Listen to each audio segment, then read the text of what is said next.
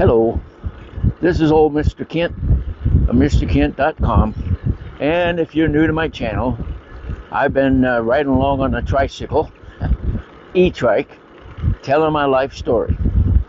And if you are interested in getting caught up on my life story, because right now I'm talking about when I was teaching at Pasco High School in Pasco, Washington.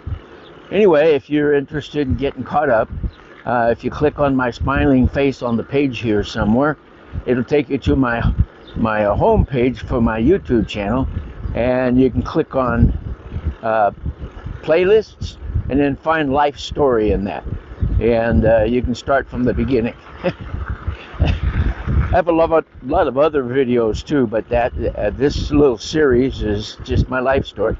Okay, so in the last video I talked about how I got into electronics. I'm sorry.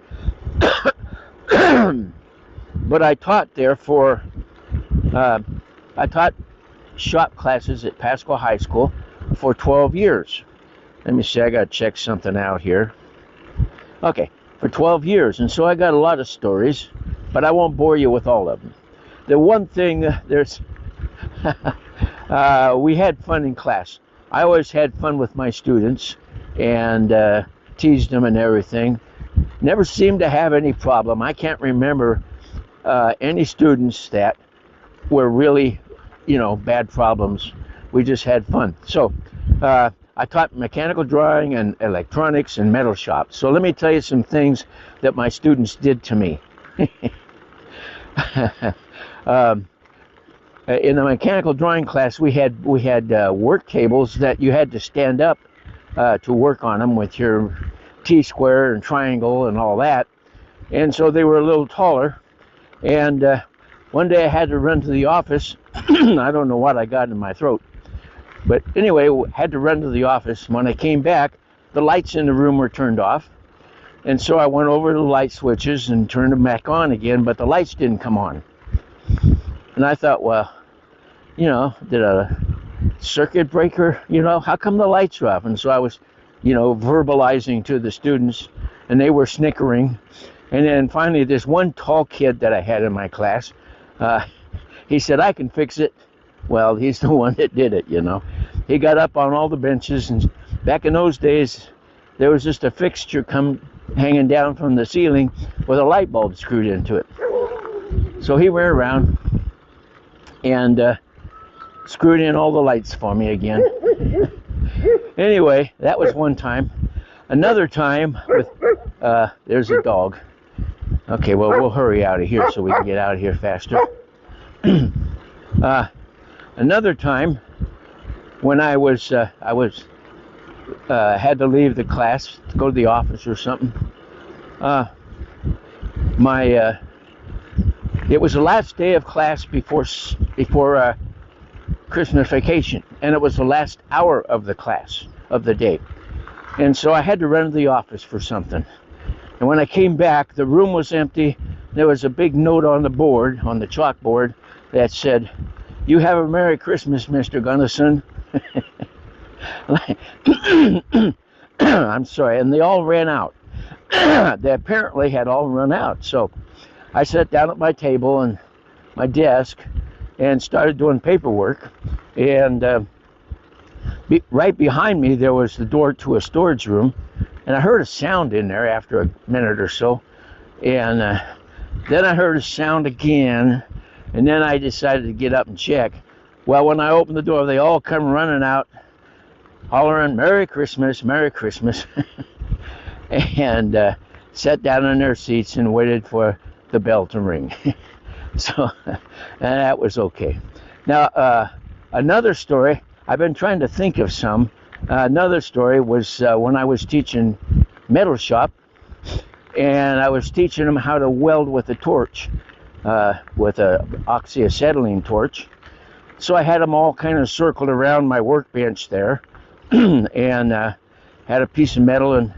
And back in those days, you wore a shirt and a tie and slacks if you were a teacher. Not like it is now, but it was then. And so then in the shop class, you had to wear a shop coat to protect your good clothes.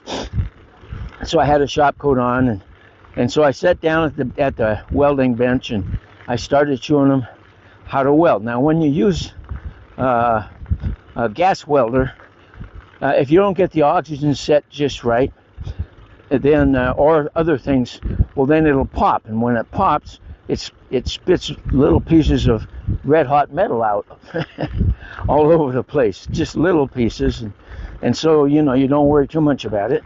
And I was welding away, and I did something wrong, and it popped. And I said, that's what I explained all about that. So then, as I'm going along, pretty soon I hear him snickering. And of course, as a teacher with my goggles on, I can't see who's doing what. And so I told him, I says, settle down, guys, pay attention. And so pretty soon they're snickering again, and I began to smell smoke. So I wonder what's going on. So I pull my goggles off, and my shop coat's on fire. My shop coat is on fire, and of course they hadn't said anything, and it wasn't that bad, but I jumped up, ran over to the water faucet, put the fire out, and of course then my shop coat was ruined, and then for a while it looked like I wet my pants. Anyway, I think the best joke they ever played on me, and they played a lot, and I played jokes on them. The best one was, now back then, they didn't have calculators. If you're going to do any calculation, you use a slide rule. In fact, I wrote a book when I was teaching. I wrote a book on how to use the slide rule, and the school district published it to all the math classes because all the math teachers thought it was great. But it never got published publicly, and the reason is when I would be up at the board and working on and demonstrating a circuit or something, and I had to do a calculation, I'd reach over to my desk and I'd grab my slide rule and do the calculations and continue on with my demonstration. Well, sooner or later, sometime along the line, they came out with handheld electronic calculators. And the first one they came out with, well, the first one I saw, a friend of mine bought it. They were $250. That little calculator you have on your phone, the very first ones that came out, they were pretty expensive. And so I didn't want to buy one until there's no way I could afford it. I'm going to make a U-turn here, go the other way, because I got to the end of this road.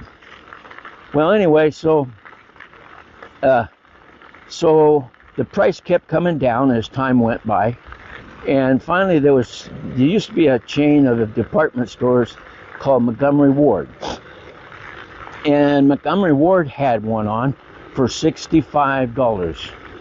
And can you imagine? It can multiply, divide, add, and subtract. That's all it could do. $65, but I could sure use it when I was teaching. So I bought one. There goes people flying somewhere. Anyway, so I bought one and brought it to class and started using it to do my calculations when I was teaching on the board. And then I also left it sitting on my desk because all my students were using slide rules. I taught a class on how to do it before we ever started electronics. I'd show them, I'd say, you need to use this because you're going to need it. So they were all using their calculator, or their slide rules. And so, but I put it on my desk so that if they wanted to use it, they're welcome to use it when they needed to. And so it was always there, and then somebody come up and do a calculation and put it down, go back to their desk. And so one day, as always, I had to go to the office for something. And when I came back and started teaching, I grabbed my calculator, picked it up, and it wouldn't work, no matter what I did. Now, it wasn't dead battery, because back then I had to make you had to change the battery. You didn't recharge them.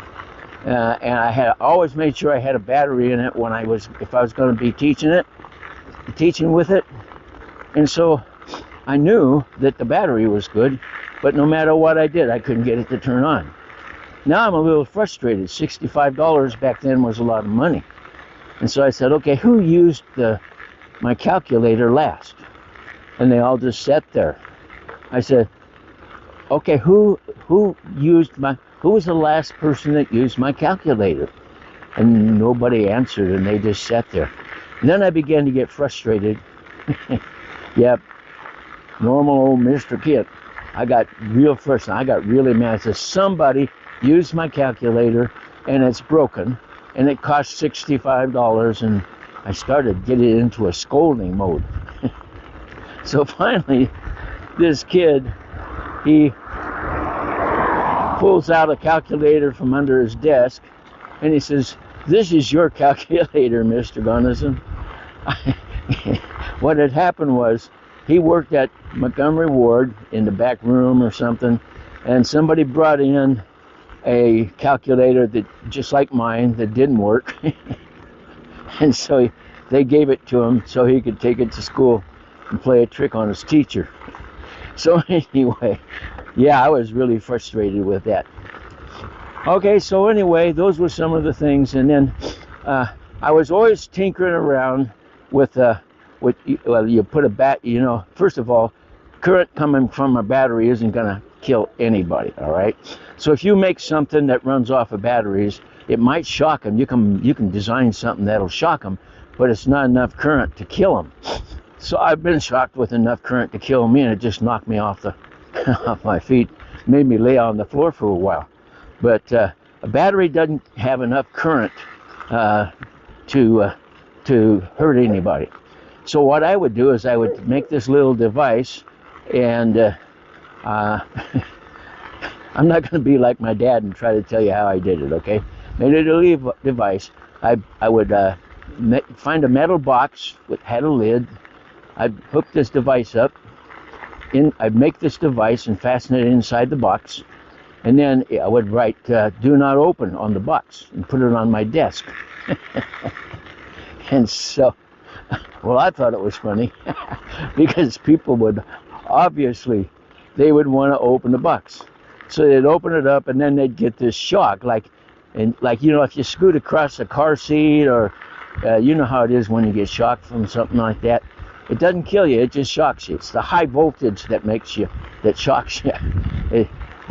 With no current, you still have high voltage. So anyway, but the only problem is when they would get shocked, they'd always throw it up in the air, get rid of it, and it would break, and I'd have to rebuild it.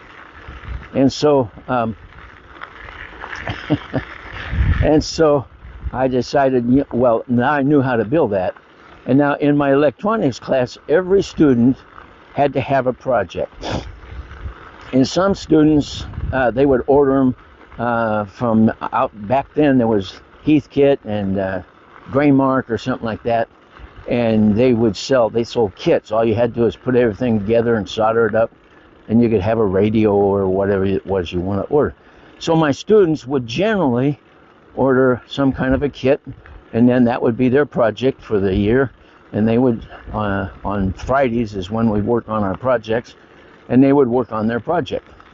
And so every once in a while, a student who didn't have the money, or for one reason or another, couldn't afford to buy a project. So I'd come up with something that he could do to solder on or to repair. Or we back when color television was coming out, I'd have them take all the parts out of the old. They would bring their parents' black and white TVs in, and then we'd take all the parts out of it and save them because they were reusable.